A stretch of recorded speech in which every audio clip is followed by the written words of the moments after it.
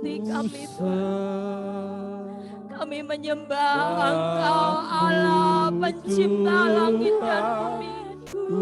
Engkau Allah Elohim. Engkau yang menciptakan hidup kami Tuhan. Kau Allah Tak henti-hentinya mulut kami untuk menyembah dan mengagungkan nama-Mu.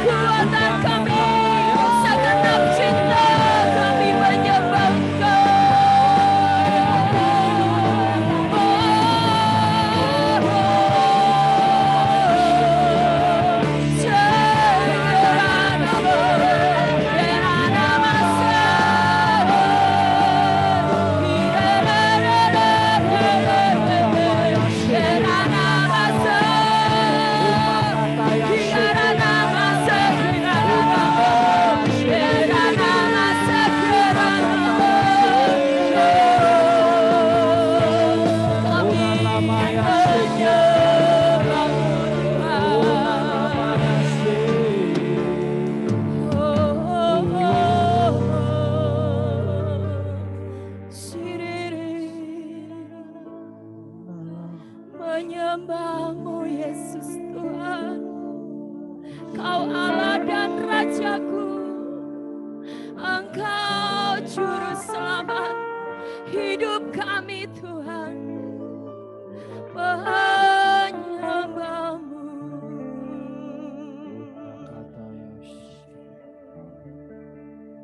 Biar Tuhan alunan penyembahan kami terus keluar Tuhan dari hidup kami. Sore hari ini biar kecapi-Mu terus kami mau petik Tuhan. Kecapi ilahi yang sudah Engkau berikan buat setiap kami ini Tuhan. Tidak akan pernah kami biarkan sampai berdebu. Bahkan sampai berkarat Tuhan. Tapi kami mau terus petik buat Engkau Tuhan Rajaku. Biar kami mau penuhi Tuhan hidup kami untuk menyembah Engkau di tengah-tengah keadaan yang tidak enak dalam hidup kami. Di tengah keadaan mungkin bangsa kami mengalami sesuatu hal yang gak enak Tuhan. Tapi biar kami serukan terus penyembahan-penyembahan kami di hadapan-Mu Tuhan. Biar keluar penyembahan itu terus Tuhan memenuhi hidup kami. Memenuhi kota kami. Bahkan memenuhi bangsa ini Tuhan. Syakaratata. Ya Rabbah.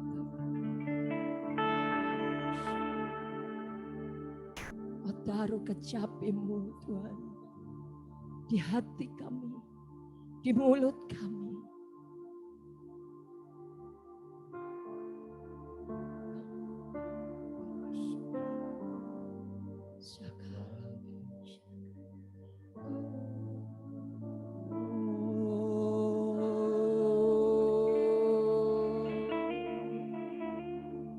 Kau taruh kecapi-Mu bagiku, Kau taruh perkenanan-Mu bagiku,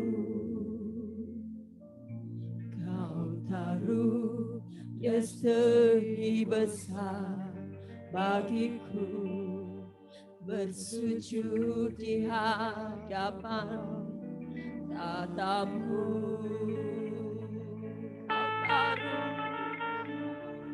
Kau taruh kecapi-Mu bagiku,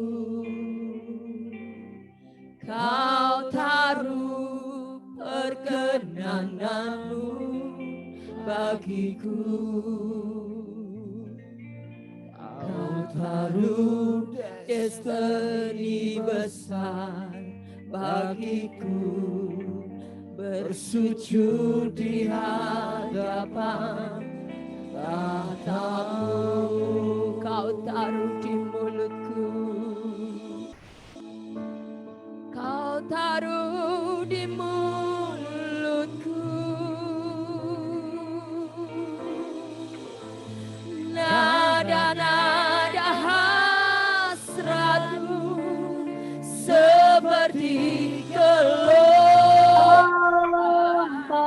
air terjun di taman-Mu. Kau taruh di mulutku Tuhan, Kau taruh di mulutku,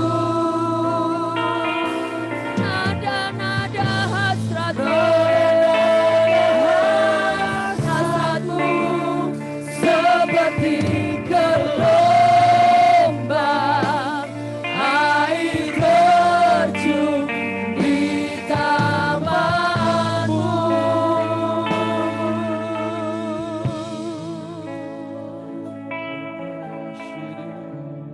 Kau taruh kecapi-Mu bagiku, Kau taruh Tuhan, Kau taruh perkenanan-Mu bagiku, Kau taruh destiny yang Kau besar taruh Tuhan. destiny besar bagiku, Kami hanya bisa sujud di bersujud dan hadapan bersyukur. tahta-Mu. Yesus, Kau taruh kecapi-Mu bagiku. Biar kami mau petik terus Tuhan kecapi kami, kecapi pengabdian kami, kecapi penyembahan kami buat Engkau Tuhan, kecapi iman kami Tuhan, kecapi cinta kami kepada Engkau.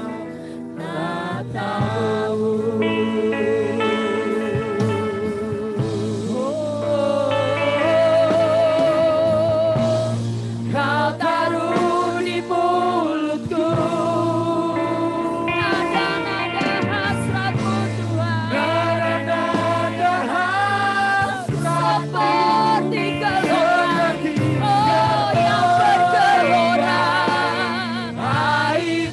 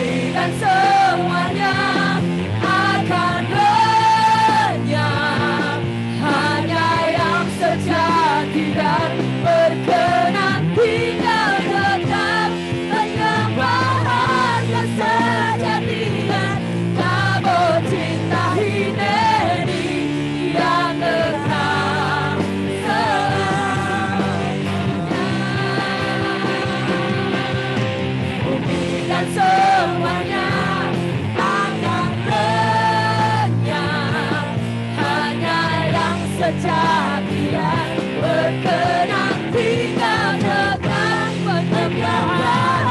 Kesejatian, apa jiwa dan hidup yang tenang selamanya di masa ini.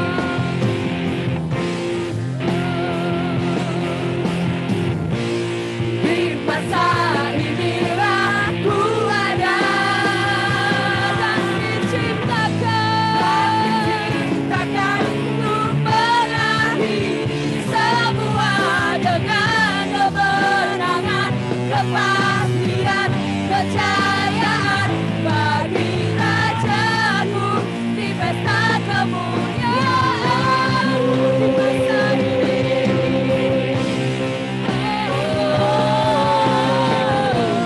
Di masa inilah ku Kami ada berdiri Tuhan sebagai umat-umat-Mu atas bumi Indonesia.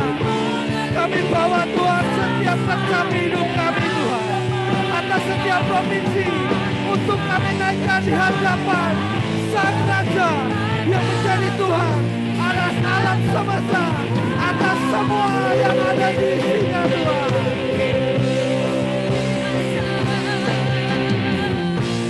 di masa inilah ku ada dan diperkenalkan yang siap disebut Tuhan dan dari setiap kami Tuhan bahwa kami melekat di hatimu Tuhan sampai mencapai itu Tuhan berbicara atas hidup kami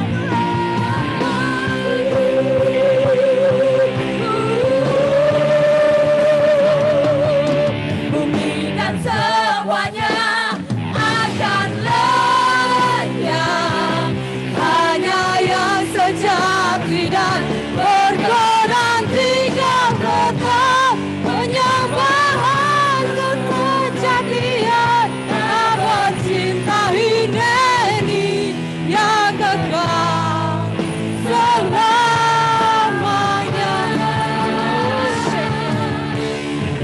Dengan cinta, iman, pengharapan, kasih dan pengabdian, inilah kami Tuhan. Di masa inilah kami ada, di masa inilah kami dicipta untuk merangkul setiap yang terhilang, untuk membawa setiap jiwa sampai mengaku bahwa Yesus Kristus adalah Tuhan. Datanglah Raja, datanglah Raja.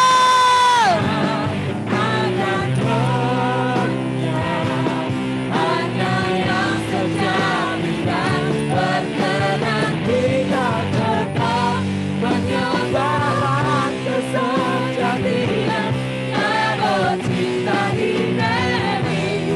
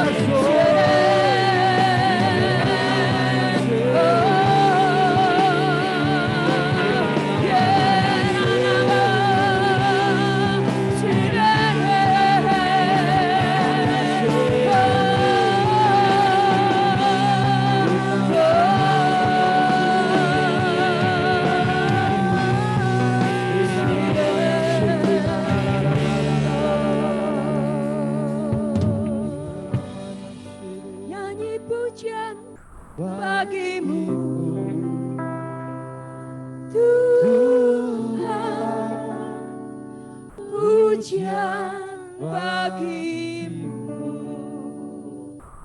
Tuhan. Namamu besar dan layak dipuji.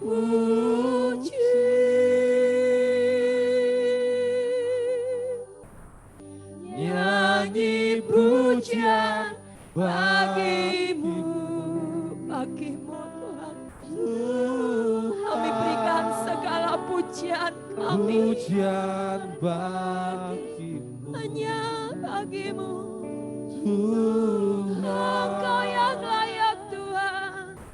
Namamu besar dan layak dipuji.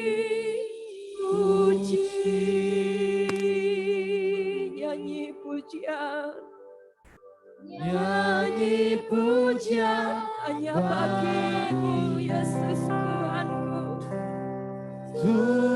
Kami berikan pujian kami, Pujian bagimu, pujian bagimu Tuhan, Kau yang layak. Namamu besar dan layak dipuji.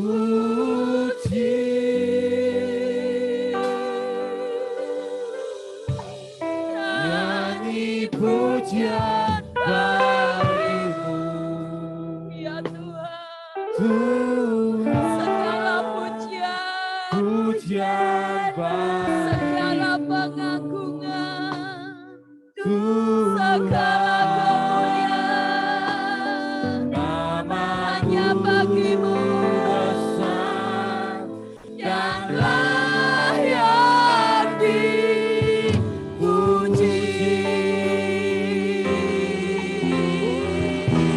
Nyanyi pujian bagimu, Tuhan.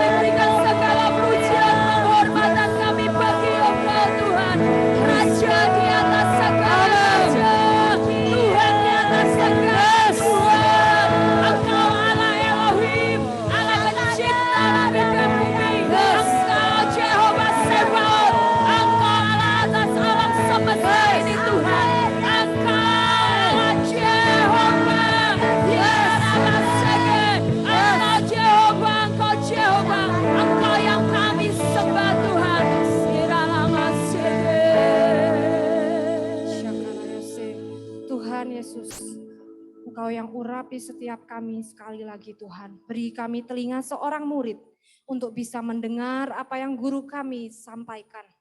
Buat kami menangkap dengan tepat, menangkap dengan utuh apapun yang Kau mau sampaikan. Terima kasih Tuhan buat malam hari ini. Biar Tuhan Yesus Engkau yang terus beracara dari awal pertengahan hingga akhir, tidak ada roh sabotase dalam bentuk apapun. Engkau urapi Kak Leo yang menyampaikan firman-Mu Tuhan. Biar Engkau sendiri Tuhan yang memimpin apapun yang keluar dari bibir lidahnya Tuhan. Biar semuanya tepat seperti yang Engkau mau, seperti apapun Tuhan yang hari-hari ini Tuhan yang sedang Engkau mau sampaikan dari kerinduan hati-Mu yang paling terdalam Tuhan. Amin Tuhan. Terima kasih Tuhan Yesus. Mari Kak Leo bisa berdoa.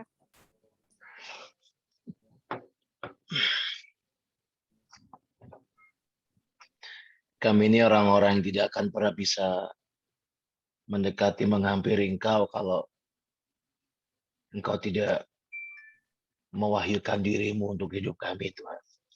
Kami ini orang-orang tidak akan bisa dan tidak akan pernah mampu mendekati Tuhan kalau Engkau tidak mewahyukan pribadi-Mu tengah-tengah kami.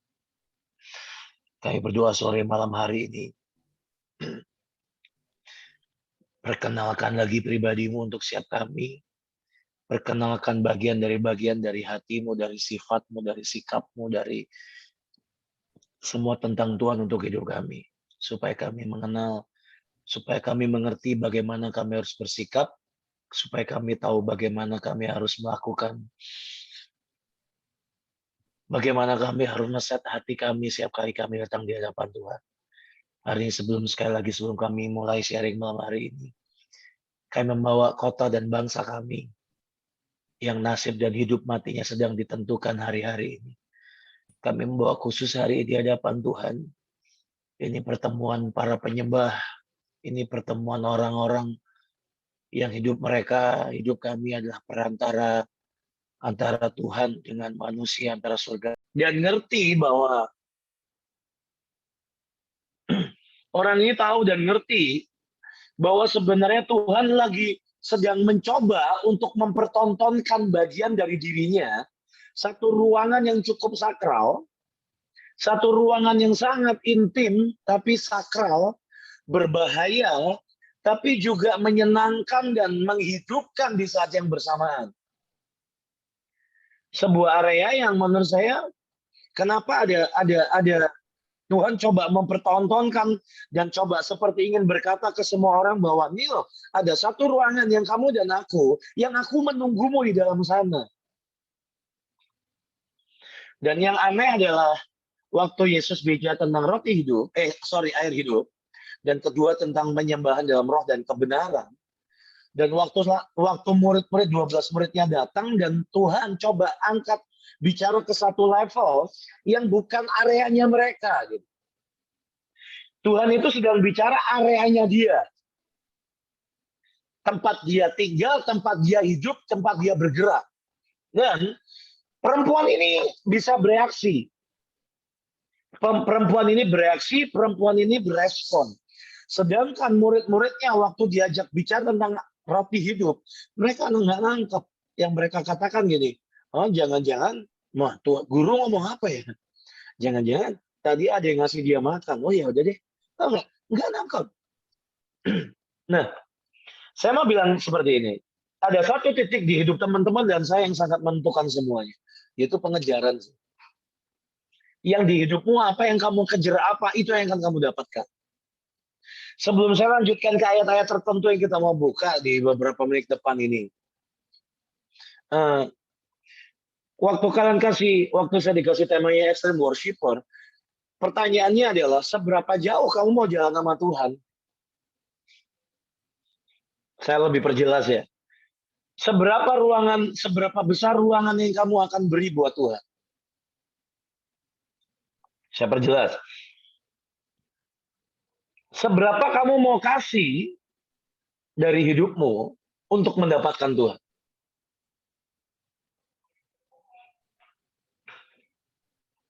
Karena ayatnya berkata dengan cukup jelas seperti ini. Ukuran yang kamu pakai buat mengukur akan diukurkan kepadamu. Ini extreme worshiper. Kamu kasih hidupmu, dia akan kasih pribadinya. Nah, masalahnya di zaman ini kita sedang ada dalam satu kondisi yang cukup menyedihkan sebenarnya. Saya tidak berbicara tentang COVID atau pandemi, enggak. Tapi ini hari-hari di mana banyak orang Kristen memutuskan pakai prinsip ekonomi di hidup mereka. Yaitu modal sekecil-kecilnya, dapat berkat segede-gedenya, dapat urapan sebesar-besarnya, modal sekecil-kecilnya dapat segala-galanya tentang Tuhan, tentang sorga. Dan masalahnya hukum itu nggak berlaku. Ini bukan soal tabur tuai. Ini tentang ukuran kamu pakai untuk mengukur akan diukurkan kepadamu. Dan hari ini saya mau jelaskan dengan saya mau coba bicara seperti ini. Bapak Ibu teman-teman, engkau itu dengan Tuhan mau jalan sejauh apa? Karena dengan Tuhan yang terjadi adalah ada yang namanya pertukaran. Mungkin teman-teman saya dengar pertukaran. Lagu lama, lagu jadul sih pakai kata pertukaran gitu. Nah, kalau Bapak Ibu dan teman-teman pernah dengar, ada transaksi ilahi atau divine dealings. Oke, divine dealing. Sebuah transaksi, sebuah pertukaran, sebuah proses negosiasi antara kita dengan Tuhan. Di mana, maaf ya kalau saya pakai bahasanya agak aneh. Ada proses nego antara kita dengan Tuhan. Kamu kasih apa dari hidupmu? Saya tidak sedang bicara tentang pelataran atau sesuatu karena teman-teman ngasih sebuah tema, Bapak Ibu ngasih sebuah tema yang cukup berat sebenarnya. Saya sudah menganggap Bapak Ibu sudah sangat dewasa, sudah cukup tahu sangat banyak firman. Dan hari ini saya cuma mau ngomong seperti ini, ada yang namanya divine dealings atau pertukaran. Seberapa Bapak Ibu Saudara dengan saya berani naruh segitunya kita dapat Tuhan. Ini bukan tentang tabur tuai ya. Ini bukan tentang itu. Kita tanam sesuatu, kita beri sesuatu dan kita nuai. Bukan tentang itu. Ini benar-benar tentang sebuah pertukaran apa yang saya tadi bilang dari awal adalah ini adalah sebuah proses di mana yang terjadi adalah ukuran yang kamu pakai buat mengukur akan diukurkan kepadamu. Oke, itu satu. Yang kedua, maafkan saya masih pakai kata pembuka. Nanti saya coba percepat ya isinya. Ukuran yang kau pakai untuk mengukur akan diukurkan kepadamu. Yang kedua, intinya gini. Dengan Tuhan itu seperti masuk ke laut sih. Saudara tahu di pantai itu rame. Oke? Di pantai itu rame, di mana tingkat keamanannya, safety-nya cukup besar, ada orang-orang yang akan tolong kita. Waktu saudara dan saya seperti kita di ESY, waktu kita coba masuk ke dalamnya, waktu kita masuk ke ukuran air itu ada sebuah sungai yang ngalir dari bawah tata kasih karunia, dari bawah tata Allah Bapa, itu diukur 1/1000 hasta, taruh semata kaki, selutut, sepinggang, sampai akhirnya nggak bisa jalan, kaki nggak bisa napak. Dengan Tuhan tuh sama. Intinya gini, begitu kita main di pinggiran atau di pantai, itu tempat ramai banget. Ada ombak, kita ketawa, iya nggak? Kita ketabrak ombak, jatuh, gedubrak gitu, ketawa pasti. Coba di tengah laut.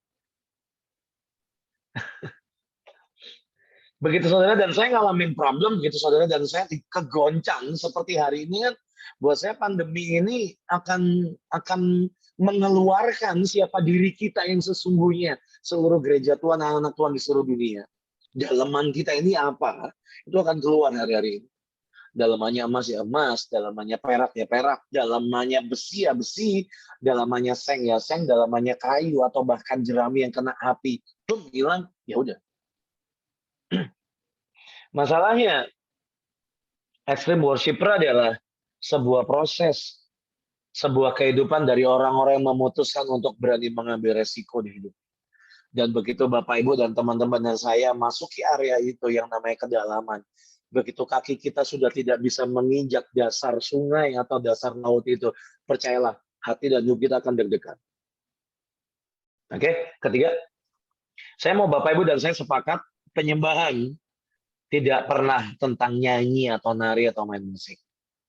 Kalau enggak, kasihan yang nggak bisa nyanyi, kasihan yang nggak bisa nari, kasihan yang nggak bisa main musik. Penyembahan itu tentang sebuah sikap hati yang menaruh Tuhan di atas segalanya. Oke, contoh, waktu kita memilih mengampuni, itu penyembahan loh. Waktu saudara dan saya memilih setelah ibadah ini kita ngepel, kok kita sih kalian? Saya nggak ikut. Setelah ibadah tahu-tahu Bapak Ibu dan teman-teman semua tahu-tahu memutuskan untuk kita mau rapin, kita ngepel gereja, ada bersih. Itu penyembahan. Waktu saudara memutuskan untuk taruh uang mungkin, itu juga penyembahan. Waktu saudara memutuskan untuk, bahkan hari ini saudara memutuskan untuk kumpul hari ini dan doa, buat saya ini penyembahan. Lebih dari lagunya, lebih dari musiknya, lebih dari tarian. Kita mari sepakat di situ supaya kita ngerti intinya semua pekerjaan yang mengatasnamakan Tuhan dan ujungnya ditujukan ke Tuhan. Kita mengasihi karena kita memilih itu karena Tuhan, kita mengampuni karena Tuhan, kita kerja karena Tuhan, kita puasa karena Tuhan, orang lain dapat, kita kerja keras yang dapat tepuk tangan orang lain, itu juga karena itu juga penyembahan. Jadi ada sangat banyak dan mari kita sepakat di situ, ini lebih dari musik, lebih dari nyanyian, dan lebih dari tarian atau apapun khotbah. Oke? Nah, bicara tentang extreme worshiper, saya mau ajak, mungkin kalau saya agak jauh dikit, nggak apa-apa ya. Nggak usah jauh-jauh deh.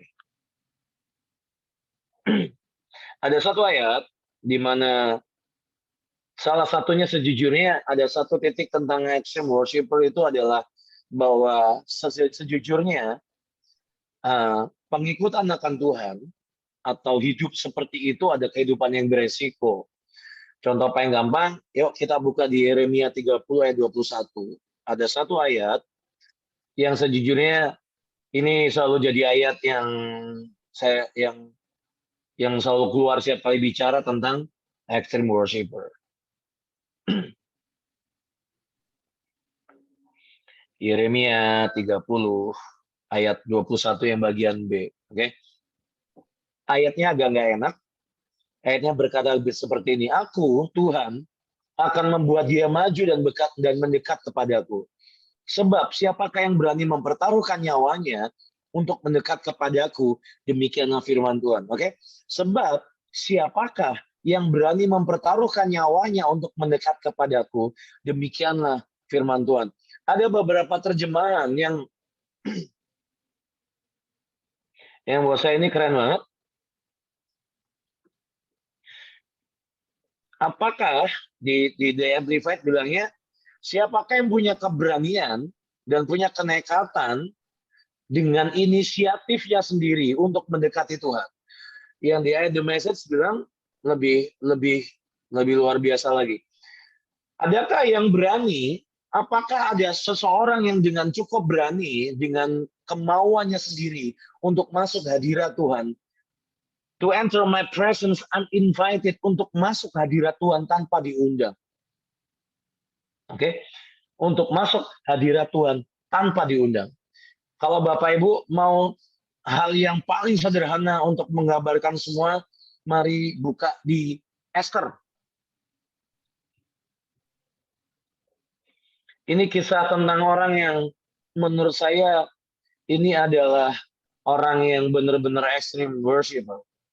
Dia mengambil resiko. Sebelumnya, saya mungkin akan coba menggambarkan seperti apa Esther sebelum dia menghadap raja. Oke?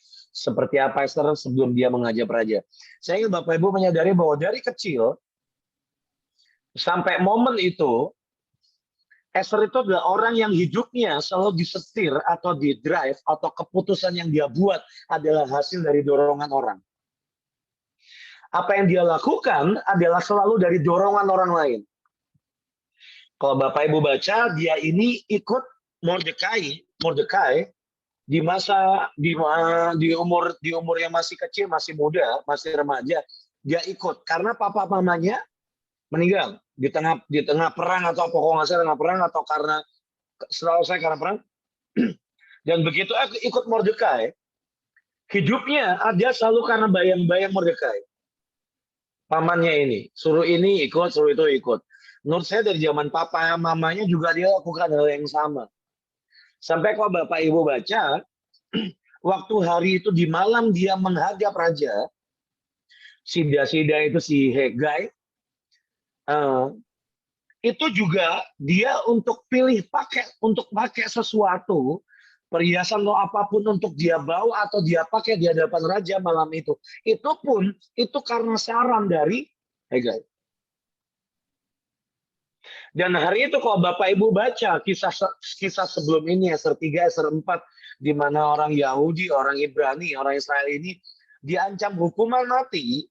Dia ini orang yang tinggal di dalam bentengnya, yang hampir tidak tersentuh dan tidak dengar apapun. Saudara tahu kisahnya, bahwa orang ini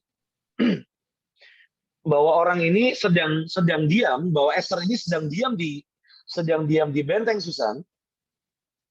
Dia kita nggak tahu dia lagi ngapain, tapi hari itu kalau Bapak Ibu baca, dia lihat dari suruh-suruhannya, dari dayang-dayangnya, ada Mordekai yang sedang pakai baju pertobatan, baju kematian, dia sedang teriak melolong-lolong di tengah kota. Dia pakai baju perkabungan dan dia teriak di tengah kota kemanapun, sampai dia mau masuk ke kota kerajaan itu, dia dihadang di pintu gerbang. Karena tidak ada yang boleh masuk pintu gerbang raja itu dengan memakai baju kambung. Nah, hari itu karena dia melolong-lolong dengan sangat keras, sehingga membuat orang itu bertanya-tanya ada apa. Yang saya pengen teman-teman dan Bapak Ibu tahu adalah hari itu Esra di dalam bentengnya, di dalam istananya, dia hampir nggak dengar apapun hukuman yang sedang dibuat atau kematian yang sedang diciptakan Haman untuk bangsanya. Dia ditutupi oleh sebuah tembok, ini nggak dengar, nggak nangkep apapun. Orang ini sebenarnya kasihan sih sebenarnya. Sampai satu titik akhirnya dia utus dayang-dayangnya, suruhannya, dia tolong temui Mordekai, ada apa? Dan Mordekai menjelaskan bahwa bangsa kita, bangsamu sedang hidupnya, nyawanya sedang diperhitungkan hari itu, hidup matinya sedang dipertaruhkan detik itu, hari-hari itu. Nah, dan begitu selesai, akhirnya ujungnya perempuan ini atau Esra ini, akhirnya selama sekian tahun di hidupnya, sekian masa di hidupnya, dia memutuskan untuk menghadap raja dengan resikonya satu, Bapak Ibu, teman-teman, dan saya tahu bahwa resikonya satu, datang di hadapan raja tanpa diundang, hukumannya cuma satu, mati, selesai. Kalau Bapak Ibu baca, dia itu sudah 30 hari nggak dipanggil raja. Hari itu dia sudah 30 hari nggak dipanggil raja. Dia ambil 3 hari puasa lagi, jadi total 33 hari. Nah, poin saya seperti ini sih. Ada hari-hari di mana saudara dan saya harus memutuskan untuk saudara dan saya bergerak, tidak karena suruhan. Saudara dan saya bergerak bukan karena ada orang lain yang memutuskan hidup saudara dan saya. Tapi karena Bapak, Ibu, Saudara, dan saya tahu ada ini harus terjadi, atau extreme worshiper ini adalah sebuah pilihan hidup. Bapak, Ibu, dan saya memutuskan untuk aku akan stepping up, aku akan level up, aku akan masuki area yang aku nggak perlu orang dorong aku. Tapi aku lakukan ini karena ini penyembahanku di atas semuanya, karena cintaku ke Tuhan. Ekstrim itu adalah sesuatu yang Bapak, Ibu, dan saya lakukan lebih dan di atas rata-rata. Dan itu nggak selalu gila-gilaan yang mengerikan, nggak. Nanti saya coba kasih contoh. Nah, di ayat tadi berkata dengan sangat jelas di Yeremia, siapakah yang berani datang di hadapan Tuhan dan berani mempertaruhkan nyawanya to enter my presence uninvited, untuk masuk hadirat Tuhan tanpa diundang. Sejujurnya, kalau Bapak Ibu dan saya tahu dan menyadari bahwa dunia kita, jiwa kita, perasaan, keinginan, impian, nafsu, dan hadirat Tuhan itu seperti sorga dan neraka. Nggak mungkin sorga dengan bumi. Kita nggak mungkin datang masuk ke dalam hadirat Tuhan, ke hadapan pribadi Tuhan yang Maha Kudus dengan sembarang. Hari ini saya tidak sedang membahas dia sebagai Bapak. Dia sebagai ayah yang baik. Enggak. Saya tidak sedang mengajak Bapak Ibu Saudara belajar satu sisi dari Tuhan, dia sebagai kekasih, dia sebagai juru selamat. Enggak. Ada sisi yang lain, yaitu sisi Allah yang Maha Kudus. Sudah tahu ayatnya berkata yang kudus tidak bisa bersatu dengan tidak kudus. Yang najis dengan yang suci itu nggak bisa nyatu. Tapi saya punya banyak pertanyaan selama sekian tahun di hidup saya yang ikut Tuhan, dan saya belajar mengenali hati dan pribadinya adalah kenapa orang kayak Daud bisa dicari Tuhan? Kenapa orang seperti ini bisa memikat hati Tuhan? Kenapa orang seperti Maria, oke, yang kita tahu itu pejinah itu boleh ngurapin dan nyentuh Yesus? Sorry, pertanyaan kurang serem. Kenapa waktu Yesus baru bangkit dari maut, keluar dari alam maut, kalau Bapak Ibu baca hari itu dia nemui Maria, itu adalah di tengah jalan. Yesus itu harus menghadap Allah Bapa. Kita tahu Alkitabnya berkata seperti itu. Hari itu Yesus, waktu itu yang terjadi adalah Maria sudah mau nyentuh Tuhan. Untuk apa? Nyembah. Nggak mungkin nggak nyembah. Pasti dia tuh pengen berlutut, bersujud sama seperti yang dia lakukan hari itu. Tapi hari itu Yesus berkata, Maria, no tangan. Jangan sentuh aku belum menghadap Bapa. Nah, bayangin, ada seseorang yang bisa memikat hati Tuhan begitu rupa, bahkan sebelum Yesus datang ke hadirat Allah Bapa, Yesus bisa mampir di bumi, kebayang nggak sih? Dan pertanyaan saya adalah, saudara dan saya mau nggak jadi orang kayak gitu? Itu aja. Engkau bisa menghentikan derap langkah Tuhan. Dan itu tidak pernah tentang seberapa kekudusan yang kita bisa beri, seberapa lama kita bisa hidup suci dan benar, nggak pernah tentang itu. Tapi ada orang-orang yang di hidupnya bisa membuat Tuhan terpikat, dan bahkan hampir aja kalau hari itu Maria menyentuh Yesus. Menurut saya proses penyalipan itu akan diulang. Kenapa? Karena Yesus harus menghadap apa dalam keadaannya kudus.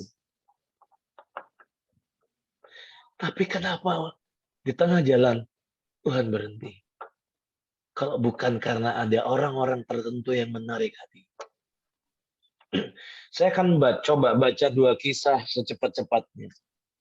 Tapi kisah pertama paling gampang, karena di belakang saudara ada tabut, betul ya?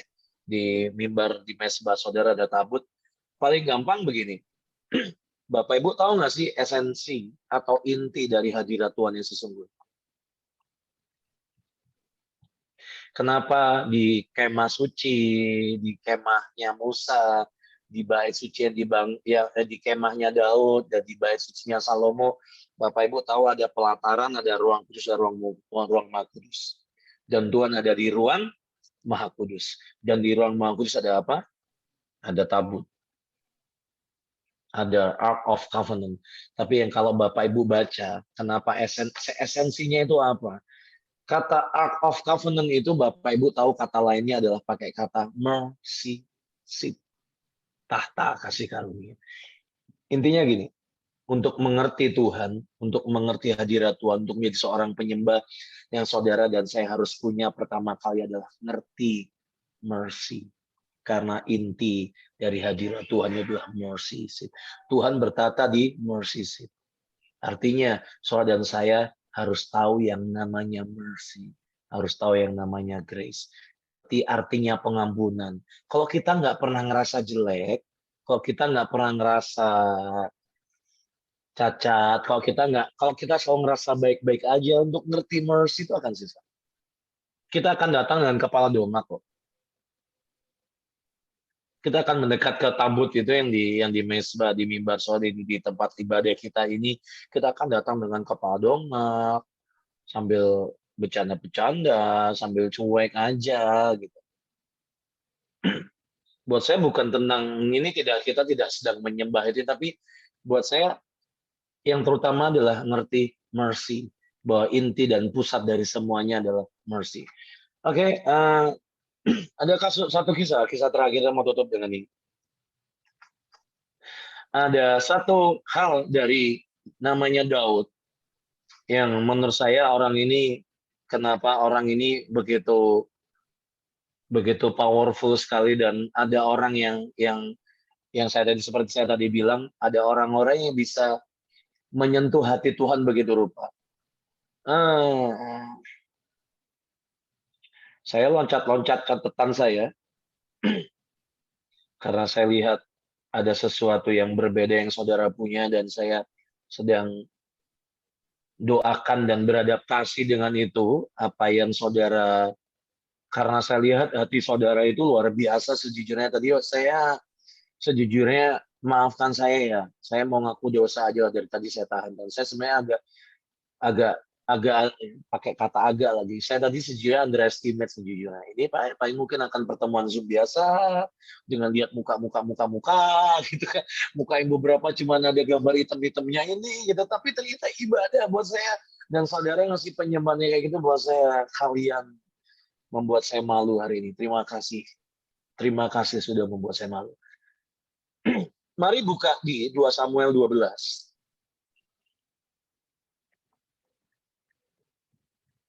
Ada satu kejadian yang membuat saya sejujurnya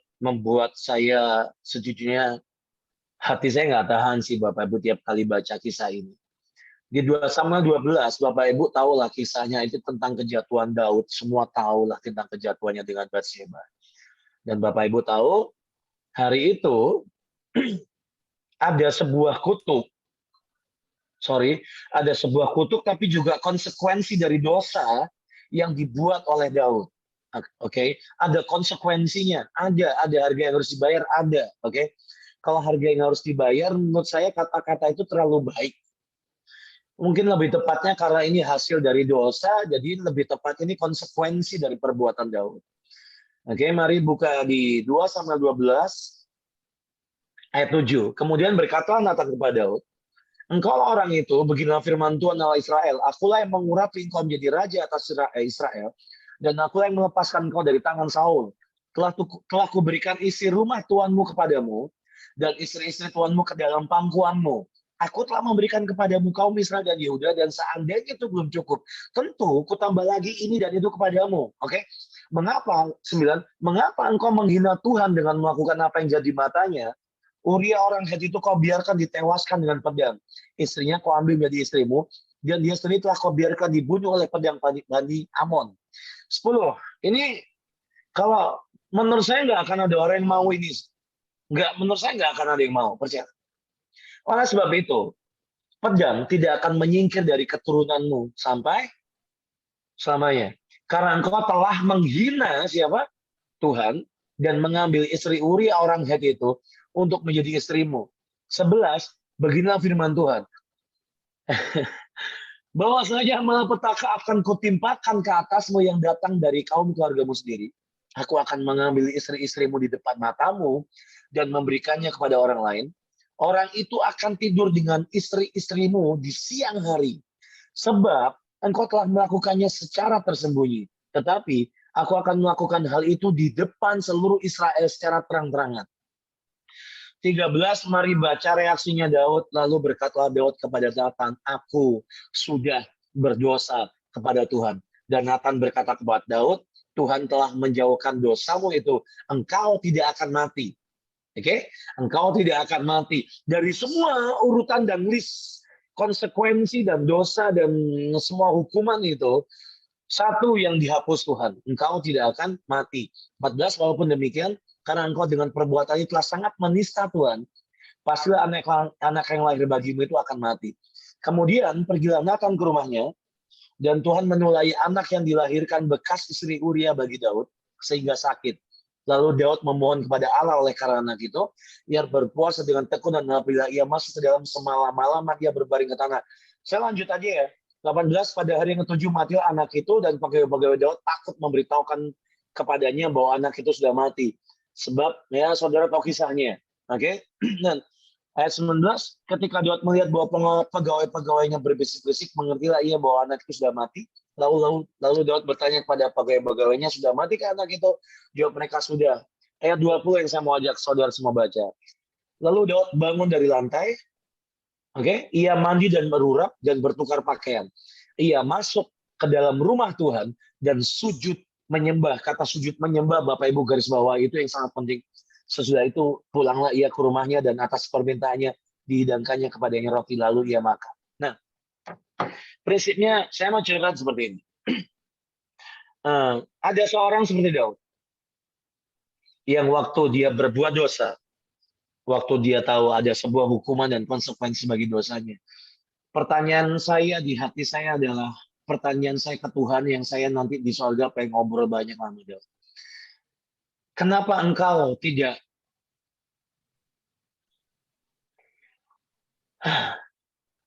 Daud itu nggak minta untuk ada satupun dari list itu untuk dihapuskan? Itu pertanyaan sih buat saya. Orang ini ngomong ke Tuhan seperti ini, aku berdosa terhadap Tuhan.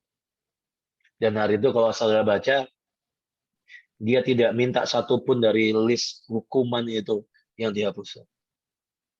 Dia nggak nego sama Tuhan. Extreme worshiper adalah orang-orang yang nggak terjemahkan kira-kira gini. Got it. Intinya, ada satu, saya ulang dikit ya karena direkam. Ada bagian tadi dia ditulis di ayat 20, ia masuk ke dalam rumah Tuhan dan sujud menyembah. Nah, kata sujud menyembah itu dari bahasa Ibrani pakai kata syaka. Mungkin teman-teman pernah dengar Tehillah, Barak, atau apapun, atau banyak sekian bahasa Ibrani.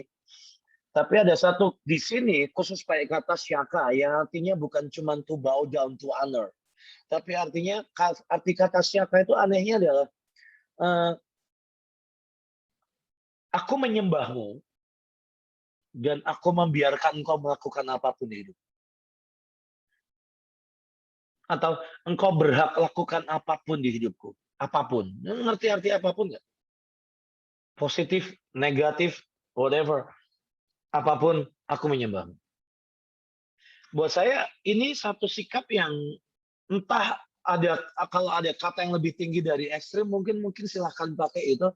Tapi kalau mau tahu arti extreme worshiper, orang ini berkata, Daud berkata, syaka, engkau boleh lakukan apapun di hidupku, aku menyembahmu. Engkau Tuhan atas hidupku, engkau boleh lakukan apapun di hidupku, aku menyembahmu.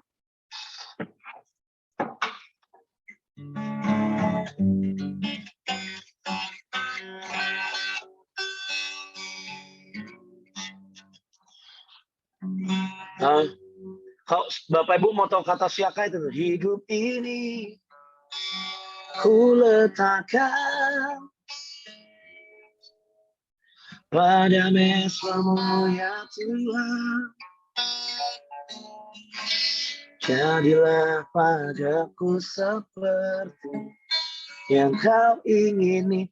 Itu syaka. Kalau mau tahu syaka di lagu bahasa Indonesia ini, hidup ini ku letakkan apa? Pada mesra-Mu ya Tuhan. Apa kata-kata selanjutnya? Jadilah padaku seperti yang kau ingini. Nah, itu syaka. Yang kalau Bapak Ibu baca setelah ini kisah hidup Daud. Anaknya bunuh-bunuhan, anaknya perkosa anaknya yang lain. Absalom mengambil kerajaannya.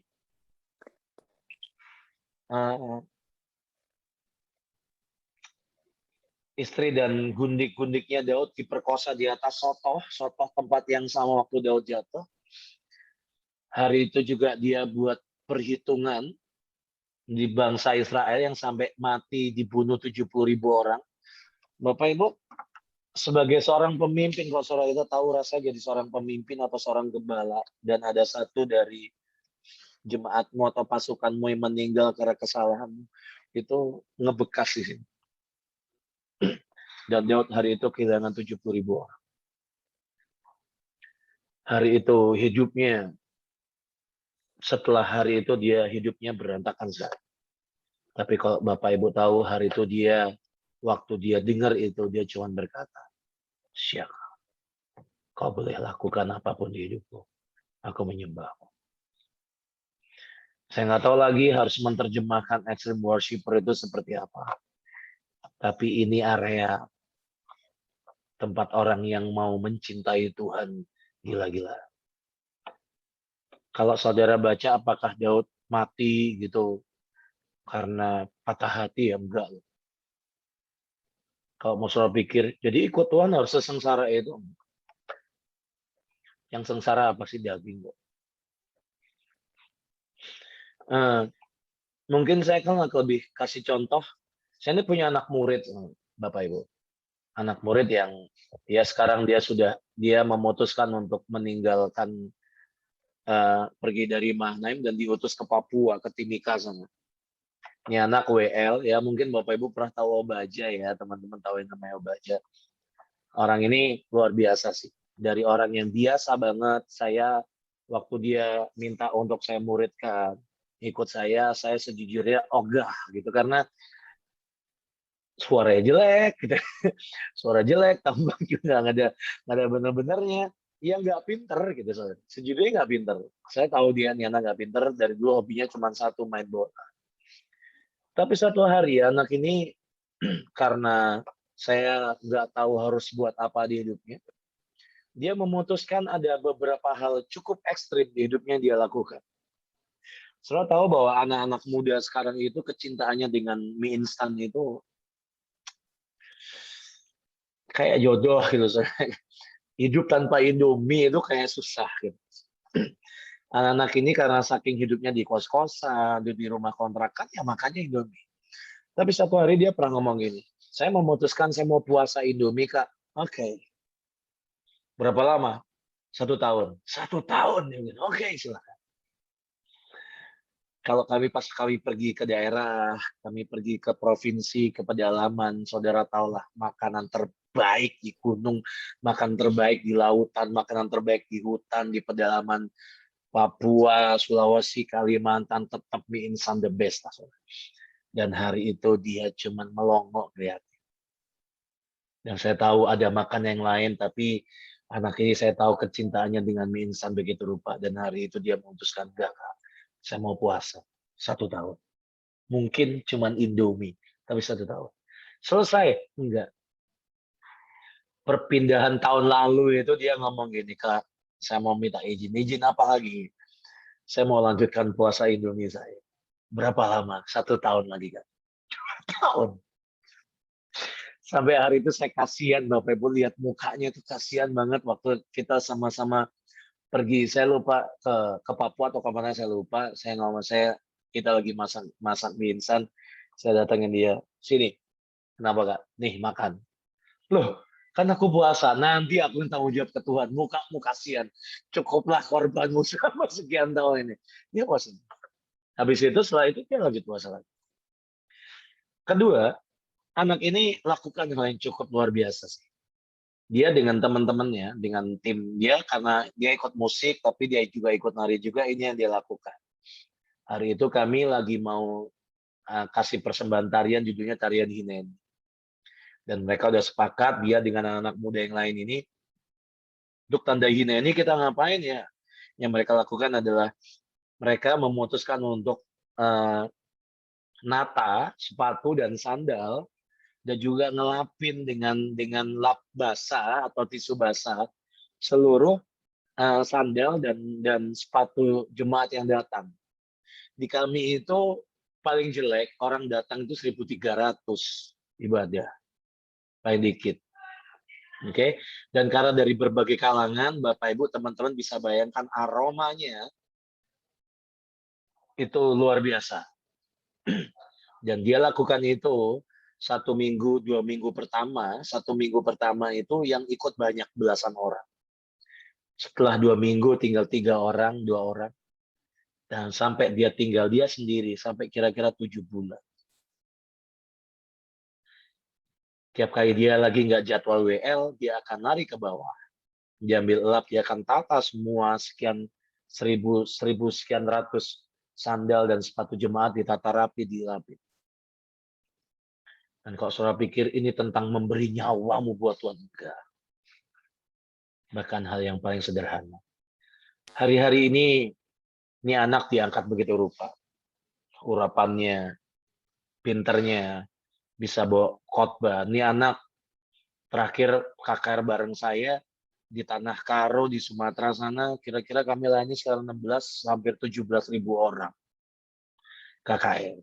Dan hari itu harusnya saya pun nggak usah ikut, dia sendiri sudah cukup. Waktu dia teriak jerit di hadapan Tuhan, hadirat Tuhan turun, orang pada pelepasan. Harusnya saya nggak perlu khotbah hari itu, biarin dia.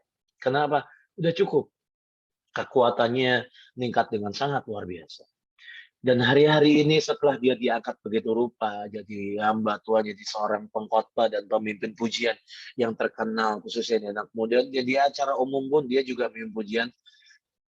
Di peak dia sedang bagus-bagusnya. Dia kemarin dia datang dan dia ngomong, Kak, saya mau minta izin. Minta izin apa lagi? Tuhan taruh di hati saya untuk saya ditanam, ditaruh di Papua. Orang akan lebih suka dengan follow spot, dengan panggung, dengan mimbar dilihat banyak orang. Orang akan suka dengan followers Instagram dan subscriber YouTube yang mungkin ribuan atau bahkan jutaan.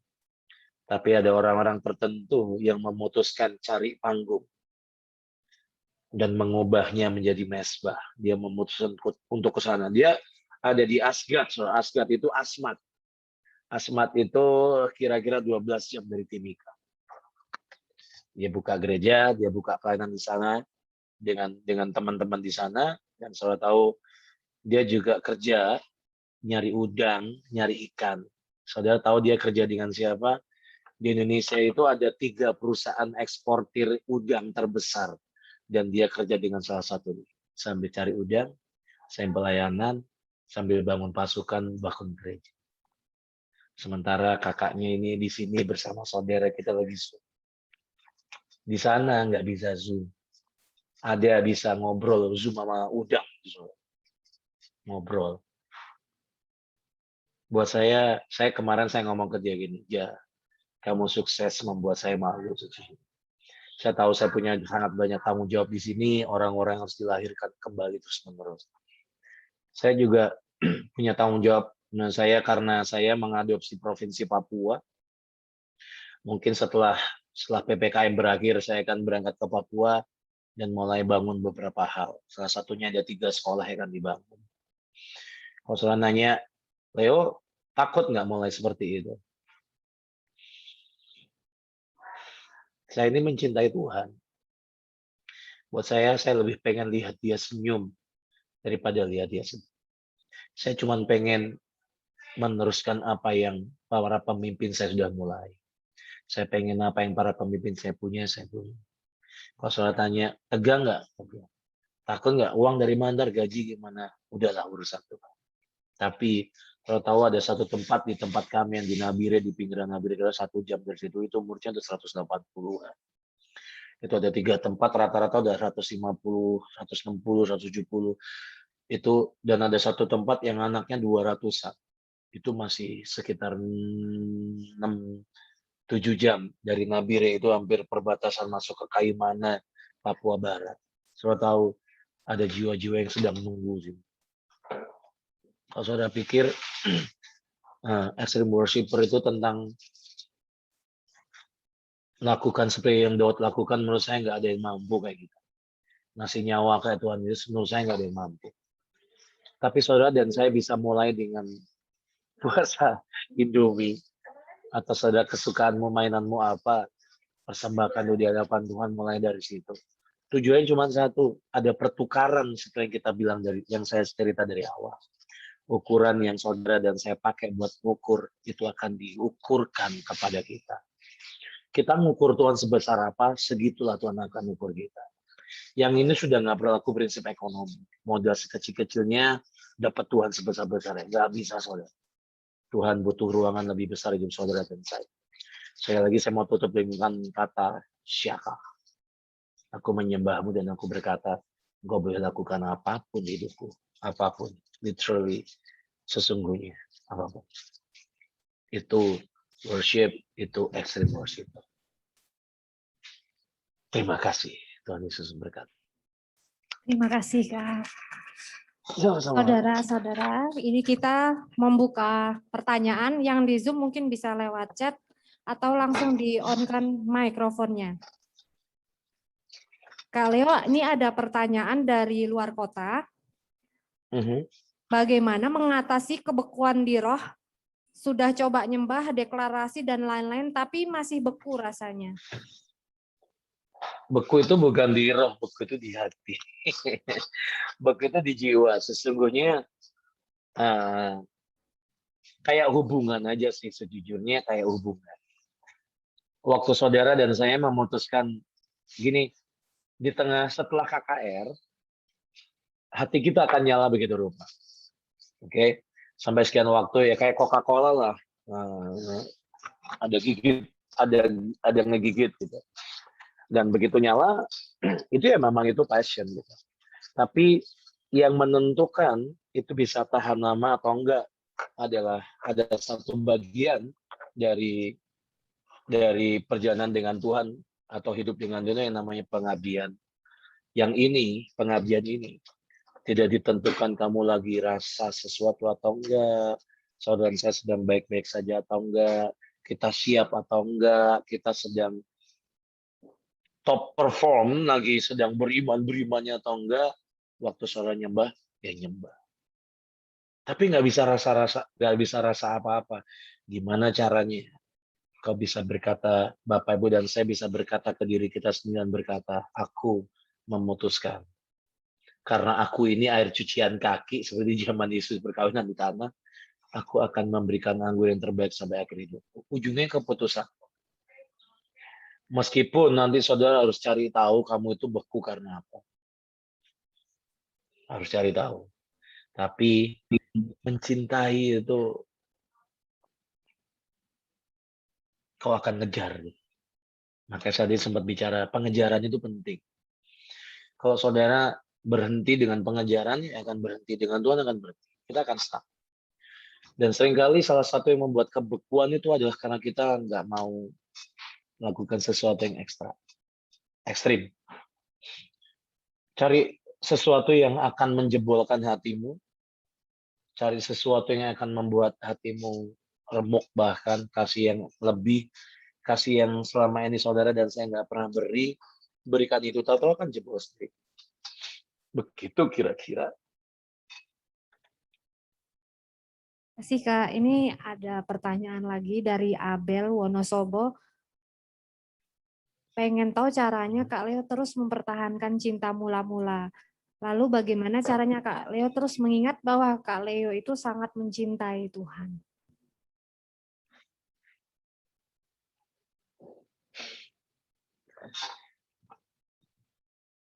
Susah jawab. Pertanyaan kalian tuh kayak saya tuh selalu hidup 100% aja gitu. Saya ini masih manusia loh. Saya santai orangnya. Cuman ada satu hal yang Kenapa santai nanti saya jelasin. Ingetin saya untuk jelasin yang bagian itu biar saudara nggak bingung. Saya ini kalau nggak ketemu Tuhan, saya mati.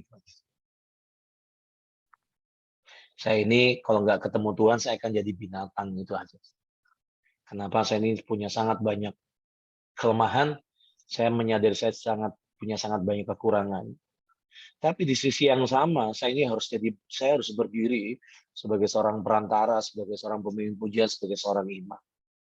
Akan ada sekian orang yang hari ini yang saya muridkan, yang hidup tergantung dengan hubungan saya dengan Tuhan. Kalau saudara nanya, apa yang membuat ini tetap jalan? Saya lihat, ada kalanya saya capek kok saudara. Ada kalanya hati itu nggak bisa rasa apa-apa. Makanya saya ini orang yang menyembah, doa di rumah, saya ini suka jalan-jalan. Motor atau naik mobil, saya tuh suka denger lagu, denger khotbah. Dan sambil jalan-jalannya itulah saya nyembah. Tapi ya itu yang kenapa saya bilang santai, di jalan itu saya nyembah. Dan seperti banyak orang sekian jam dengan Tuhan, enggak. Di jalan saya dari rumah ke kantor, ke Maha ini ya, itu kira-kira 30 menit, 30 menit saya akan dengar khotbah, nyembah. Dan walaupun dari sekian kali namanya sambil nyetir gitu ya, kan nggak mungkin terus fokus di jamah Tuhan, terus nabrak lah gitu. Tapi paling nggak ada satu momen-momen tertentu yang ada hadirat Tuhan, yang hatimu tahu-tahu connect. Gitu. Nah, tapi di antara yang lain, itu cara saya santai dengan Tuhan dan menikmati banyak. Selain saya punya mainan juga. Saya punya mainan, saya ini suka kemarin suka main sepeda. Yang kalau capek saya main sepeda. Capek pelayanan ya, saya akan main sepeda. Atau karena saya suka nge-gym, saya main di gym. Atau kalau enggak saudara yang suka makan, ya makanlah, itu kadang itu hiburan, itu akan menyembuhkan bagian-bagian dari jiwamu. Tapi kalau Bapak Ibu nanya, saya yang paling terutama buat saya adalah hidup mati saya ini karena perjumpaan dengan Tuhan. Jadi seringkali kalau saya ada sehari gitu ya, saya sedang marah pun, hati saya sedang beku pun, saya nggak bisa pungkiri rumah saya ya ditabut itu di ruang Maha Kudus itu, di hadirat Tuhan. Makanya saya pilih balik. Secapek-capek sebuku-bukunya, saya akan nge-push dari dalamnya, aku mau ketemu Tuhan. Makanya kalau saudara sering lihat saya WL, jerit-jerit, nangis-nangis, teriak-teriak, ya gimana ya? Itu desperate sih. Itu sebuah kebutuhan yang buat saya itu hidup mati. Dan yang kedua yang dia nggak kalah penting adalah ada sebuah kota, ada sekian ribu jemaat dan pasukan yang sedang bersama-sama dengan saya. Ada sebuah bangsa yang namanya Indonesia yang hidupnya hari-hari tergantung dengan penyembahan yang saya punya. Jadi lebih ke soal jiwa-jiwa dan belas kasihan. Kalau saudara punya itu, saudara nggak akan berhenti. Secapek-capeknya saudara akan bangun lagi. Kenapa? Semakin lama kita berhenti, mesbah, maut akan makin menghabisi bangsa kita. Dan buat saya nggak punya pilihan. Di hidup saya nggak ada pilihan untuk berhenti, nyerah. Secapek-capeknya mungkin saya akan break sebentar, bangun, maju lagi. Begitu. Tapi alasan terutama, hadirat Tuhan nggak bisa diganti buat saya. Yang kedua adalah jiwa-jiwa dan orang-orang sekitar saya yang mereka butuh ditopang dan ditolong. Kalau saya berhenti, mereka kasihan. Gitu, kira-kira. Terima kasih Kak Leo. Bapak, Ibu, Saudara, tim profetik di tempat ini ada yang mau bertanya? Dari ketua profetiknya mungkin? Mumpung masih bisa bertanya ini 15 menitannya. Adakah? Yang singer, musik? Saya lanjut ya, ini dari Leoni Wonosobo mau bertanya Kak, gimana masuk menyembah Tuhan dengan seluruh kesejatian? Bagaimana sampai seluruh hidup kita bisa bersautan dengan hatinya? Sampai kita buat Tuhan tidak tahan untuk mencurahkan cintanya kepada kita. Kesejatian ini ya, oke? Kesejatian. Dari saya gini, kesejatian itu tentang mengenal diri saudara dan saya diri kita. Oke? Bapak Ibu dan saya masih sadar bahwa sementara kita nyanyi, nyembah, ada suara lain di dalam diri kita ikut nyanyi. Suara kebutuhan, suara keinginan, pengen kaya, pengen ganti handphone, pengen ganti motor, pengen punya kerjaan, pengen punya jodoh,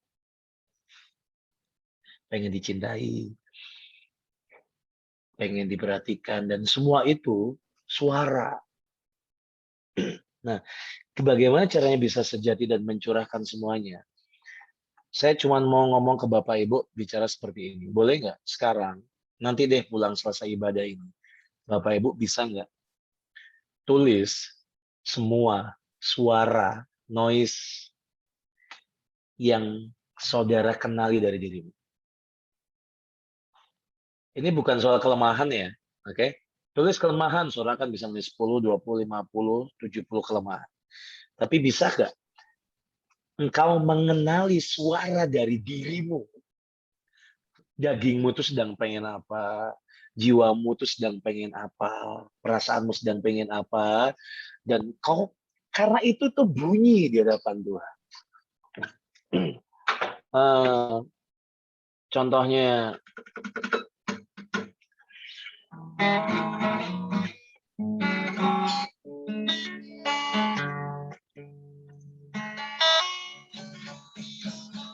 sekalipun dagingku dan hatiku habis lenyap, gunung batuku dan bagianku. Kalau Bapak Ibu denger lagu ini serem nggak? Kalau Bapak Ibu nggak takut nyanyi lagu ini, engkau adalah masalah besar Bapak Ibu.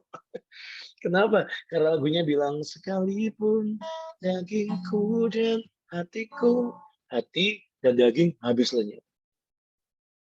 Saya nggak kebayang apa yang saudara dan saya alami kalau sampai Tuhan berkata, amin, nah amin, kamu nyanyi itu amin. Selesai. Itu daging kita seperti mungkin yang Daud alami tadi. Nah, bisa nggak? Seringkali intinya tentang kesejatiannya adalah kita ngomong jujur dari diri kita sendiri. Bahwa kita ini takut, kita itu pengen main aman, kita itu pengen, seperti saya bilang tadi, saya Tuhan boleh nggak aku dengan Tuhan ini modal sekecil-kecilnya tapi ya sebesar-besarnya. Boleh nggak kenali itu hal-hal seperti itu dari diri kita? Bisa nggak Bapak Ibu dan saya mengenali bahwa diri kita ini punya kepengecutan sebenarnya. Orang Kristen itu suka main aman. Walaupun saudara beda ya, hari ini saudara memutuskan ibadah dan doa setelah hari-hari ini sedang diumumkan. Saya nggak tahu mulai Sabtu ada peraturan baru. Saya nggak tahu apa yang akan saudara lakukan. Tapi bisa nggak kalau ingin jadi sejati dan bisa mencurahkan semua di hadapan Tuhan. Yang saya pengen ajak Bapak Ibu adalah kenali semua suara di hatimu yang sekarang sedang bunyi. Sementara bahkan waktu saudara nyanyi, kunaikan syukurku buat hari yang kau beri. Saudara beneran bersyukur apa sedang marah?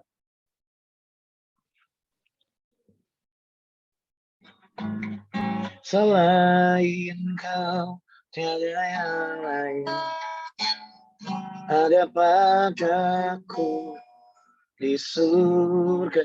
Yakin selain Tuhan gak ada yang lain ya. Apalagi yang handphonenya baru ganti, apa yang baru dapat uang, apa yang baru berkat, apa yang baru pacaran, atau yang baru nikah gitu. Yakin. Kalau saya tanya dengan saudara, bisa nggak jujur dengan dirimu? Selain kau, tiada yang lain. Yakin nggak? Jawaban saya cuma gini sih. Coba Bapak Ibu tulis list semua dari hatimu yang sekarang sedang bersuara sangat keras. Ingin dihargai, ingin dicintai, ingin dihormati, ingin kaya, capek miskin, capek sendirian, kesepian. Kalau Bapak Ibu bisa tulis list itu, Dan saudara sadar setiap kali kita pegang mic atau nyanyi nyembah, suara itu juga sedang berbunyi bersamaan dengan lagu yang berkata, selain kau.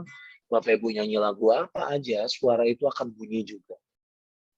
Dan Bapak Ibu bisa bayangkan seberapa yang di telinga, yang diterima oleh telinga Tuhan. Waktu ada suara-suara dari jiwa kita, dari daging kita ikut bunyi, ikut nyanyi. Tapi nyanyinya lain dengan lagu yang dinyanyi oleh sama WL. Lagunya lain. Bapak Ibu mau belajar kesejatian, caranya satu, buat list. Suara apa yang hari-hari ini sedang berteriak sangat keras di jiwa dan perasaanmu dan daging. Begitu. Pertanyaan terakhir. Di Ya. Zoom ini belum ada. Yang di sini ada yang mau bertanya? Adakah? Tidak ada? Kalau gitu saya yang bertanya. Pertanyaan terakhir, Kak. Ini kan temanya extreme worshiper. Nah, terkadang gini, Kak, ada orang, ada suatu statement gini, ada yang cuman ekstrimnya itu cuman di sayap kanan, tapi di sayap kirinya tidak. Nah, menurut Kak Leo itu seperti apa? Bagaimana caranya supaya kita itu bisa menjadi extreme worshiper, tapi di sayap kanan dan sayap kiri itu saling bersahutan seperti itu.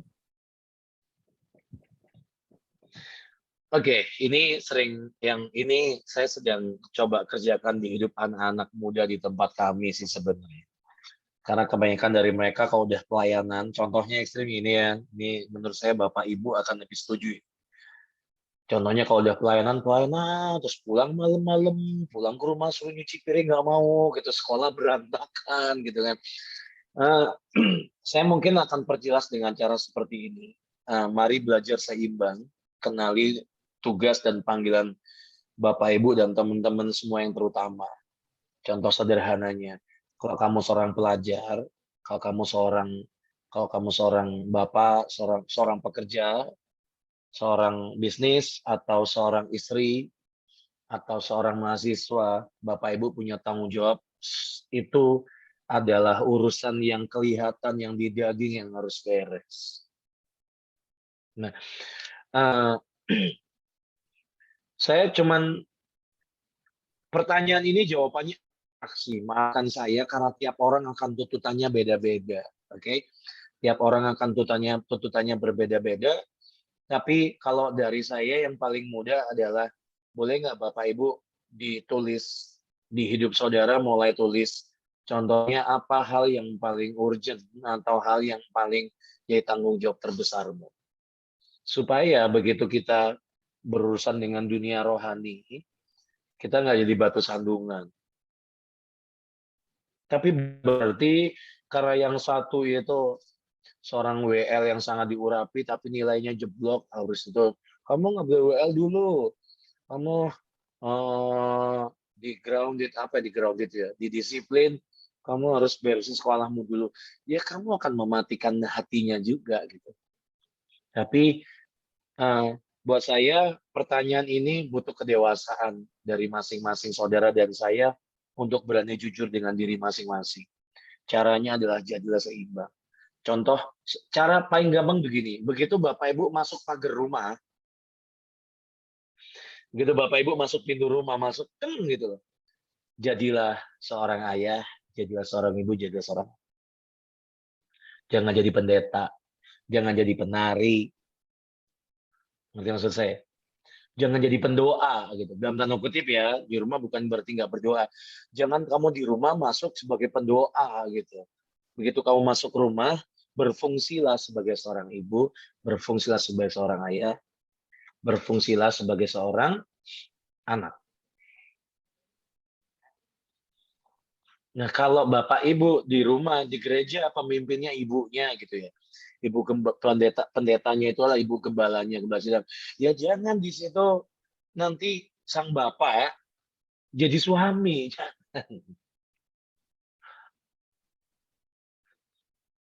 Jadi ada switching, ada tombol switching. Saudara di kantor jadilah orang kantor sebagai karyawan. Jangan di kantor jadi, meskipun saudara tetap harus jadi pendeta dimanapun, saudara tetap jadi saksi, iya betul.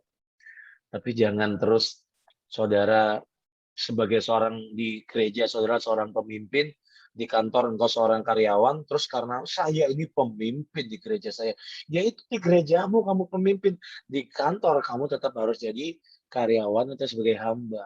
Jadi saudara mulai switching aja. Saya belajarnya dari Bu Iin. Meskipun Bu Iin adalah seorang pemimpin yang sangat disegani di seluruh dunia gitu ya. Di dunia roh, di dunia mana. Begitu sampai di rumah dia kan jadi seorang ibu, jadi seorang mama. Ada tanggung jawab urusan kebersihan, urusan makanan, atau tanggung jawab sebagai seorang istri. Itu yang dikerjakan. Dan itu yang harus Bapak, Ibu, dan saya kerjakan dan teman-teman kerjakan. Begitu masuk gereja atau masuk dunia pelayanan, soal ada kerjaan, berfungsilah sebagai itu. Tapi begitu di rumah, berfungsilah sebagai siapa engkau di rumah, di kantor, di sekolah, di kampus, berfungsilah sebagai seperti apa engkau di kampus, di sekolah, dan di kantor, dan semua itu. Dan begitu kita seimbang, itu akan lebih enak dan lebih ringan. Karena semuanya on position, ada di tempatnya masing-masing. Nggak mengganggu dan nggak jadi padu satu. Kira-kira begitu. Oke Kak, terima kasih. Mari kita sama-sama nyembah. Boleh minta tolong Kak Leo, satu lagu Kak. Dari Kak Leo. Oke. Nyembah bareng-bareng. Nanti dibantu dari sini juga. Sekitar 5 menitan lagi off mungkin Kak, tapi nanti bisa masuk lagi. Oke.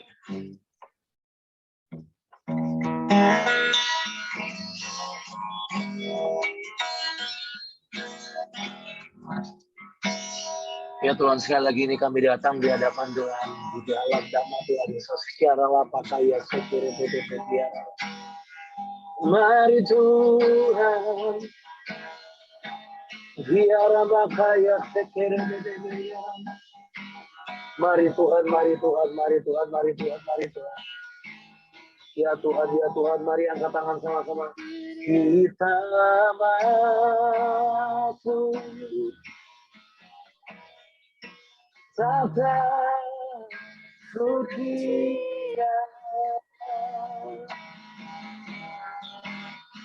bersama para malaikat menyembah.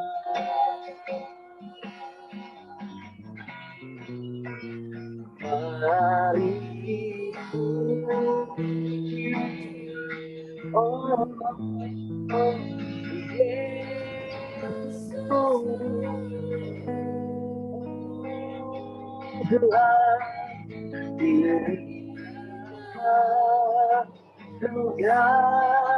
kiranya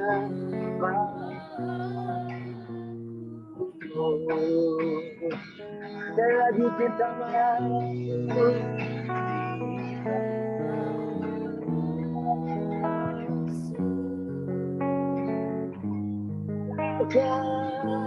sucinya ya Tuhan bersama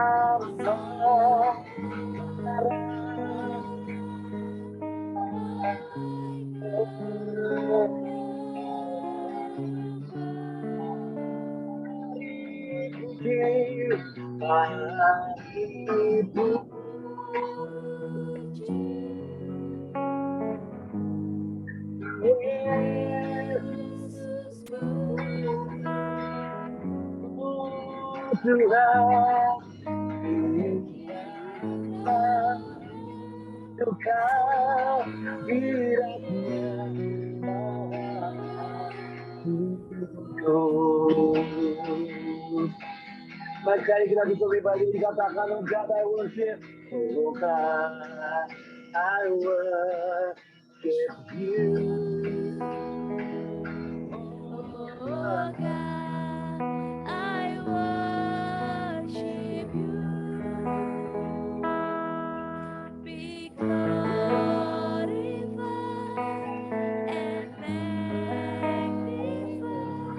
Oh God.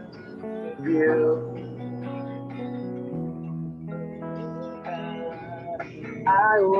worship you. Oh God, I worship you.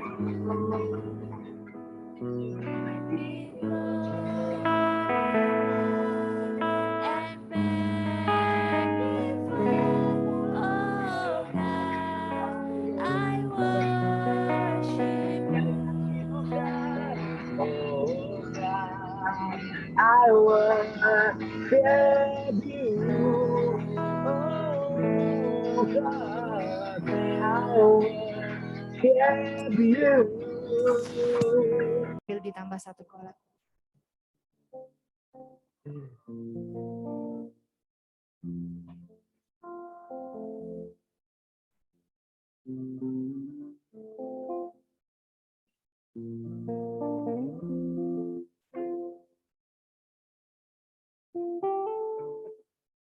Mari saudara kita bangkit berdiri.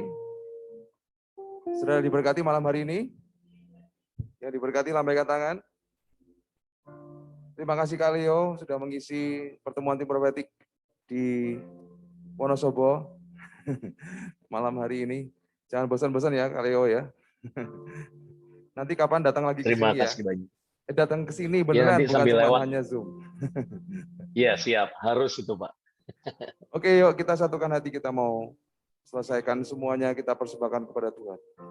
Tuhan Yesus, kami datang kepadamu, sekali lagi kami persembahkan segala pujian, hormat, kemuliaan hanya bagimu Tuhan. Semua doa-doa kami, semua apapun firman yang telah kami terima dari hamba-Mu Kak Leo, Engkau sendiri yang meteraikan. Bukan hanya Tuhan menjadi menambah pengetahuan di kami, tetapi betul-betul mengubahkan hidup kami. Sehingga kami menjadi worshiper-worshiper yang ajaib, menjadi true worshiper di akhir zaman ini yang menyembah-Mu dalam roh dan kebenaran. Bahkan Engkau bawa kami ke level yang ilahi, ke level extreme worshiper Tuhan. Mengenal-Mu, menyembah-Mu dalam kesejatian, yang terus penuh dengan gelora cinta kepadamu. Tidak pernah terhentikan Tuhan untuk mengasihi Engkau. Tidak pernah jenuh, menjadi lelah, berhenti, dan hambar Tuhan. Engkau terus perbaharui kasih kami kepadamu. Engkau terus perbaharui Tuhan hati kami yang penuh dengan gelora cinta kepadamu Tuhan. Mari Tuhan, kami percaya Engkau Tuhan kami yang besar.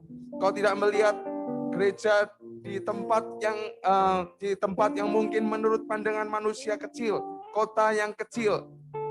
Tetapi kami percaya kami punya Tuhan yang besar, maka Tuhan Engkau sanggup melakukan perkara-perkara besar di tengah-tengah kami Tuhan, umat-Mu, hamba-hamba-Mu, anak-anak-Mu Tuhan.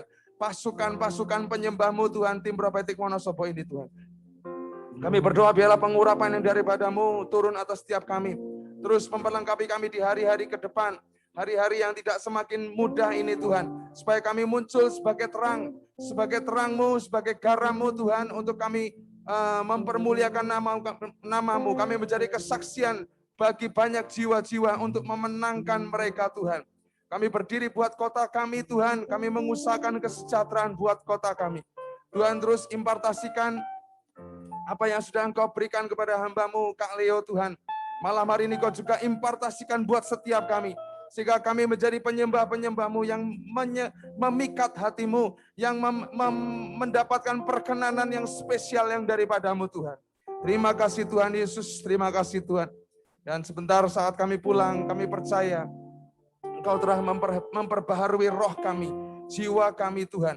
Engkau memperbaharui penyembahan kami, Engkau memperbaharui komitmen kami, pengabdian kami Tuhan, kesetiaan kami di dalam Engkau. Terima kasih Tuhan, berkati Kak Leo yang sudah menjadi berkat buat kami malam hari ini, Kau yang memberkati seluruh hidupnya, Kau yang jamin sampai puncak destininya ya Tuhan. Engkau pakai Tuhan untuk menjungkir balikan dunia Tuhan, lewat panggilan yang Engkau sudah taruh dalam hidup Kak Leo. Terima kasih Tuhan, kalau sebentar kami pulang, Engkau yang memberikan perlindungan darah-Mu buat setiap kami, tidak ada sabotase musuh apapun. Dan sebentar nanti kami mau menikmati berkat makanan minuman, Tuhan kuduskan sehingga jadi berkat kekuatan buat setiap kami. Terima kasih Tuhan, kami persembahkan segala pujian, hormat, kemuliaan hanya bagi-Mu. Hanya di dalam satu nama yang kami sembah, Yesus Kristus Tuhan. Semua yang sepakat sama-sama katakan, amin. Amin. Boleh di-on-in dong mikrofonnya, semua yang Zoom. Terima kasih Kak Leo pelayanannya. Terima kasih. Ditunggu Bapak, Ibu, ya Kak, teman-teman. nextnya Kak. Sama-sama. Pasti. Thank you Kak, Tuhan Yesus memberkati. Sama-sama. Terima kasih. Bapak Ibu, mari teman-teman. Ya. Boleh tolong di off ya?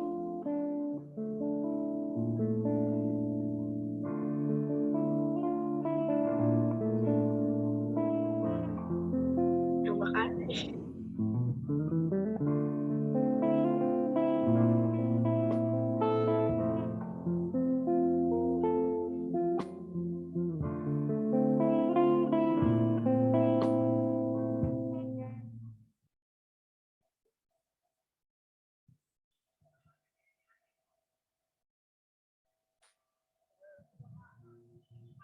Bapak Ibu ada makan malam, tapi tolong makannya jangan di dalam sini ya, di luar boleh.